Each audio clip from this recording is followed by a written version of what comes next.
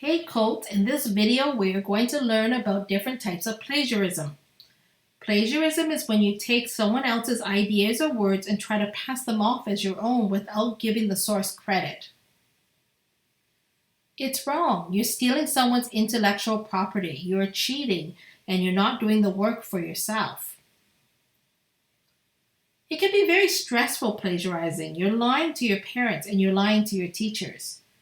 There will be gaps in your learning, and you could get zeros on your assignment. You could even lose your spot on your sports team, or you could lose scholarships. What are types of plagiarism?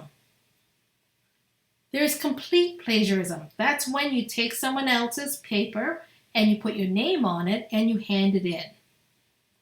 There's near complete plagiarism. That's when you take part of someone's paper and you put it into yours. There's patchwork plagiarism. That's when you take a few pieces from one source and a few pieces from another source, and you kind of mix it into yours, and you think it won't be noticed, but it's still plagiarism. There's lazy plagiarism. That's when you take your own notes, but you don't put it in your own words. So you copy and paste it from a source, and then that ends up in your final essay. And then there's self-plagiarism. That's when you write an assignment for a different course and then try to hand it in. And it sounds odd because it's your own work, but you didn't do the work for this assignment, so it's still plagiarism. And then there's shared plagiarism. That's when someone asks to look at your work because they're stuck and need an example. But what happens is they take it and they hand it in.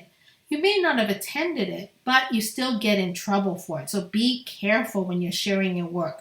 Always just offer to help the student. Answer questions or provide direction, but never just give your work. At BCSS, we see students handing in work from other students from that course or from previous years. We also see people handing in work from group work or from peer editing. And we also see people handing in work that was shared through Google Docs.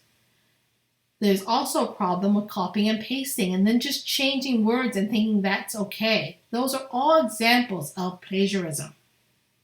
To avoid plagiarism, do your formative work set out by your teacher.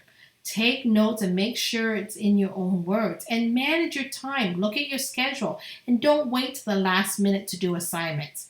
And of course, ask for help. If you're stuck, see your teachers. That is a brief introduction to plagiarism. Thank you for watching, and remember, no Colt walks alone.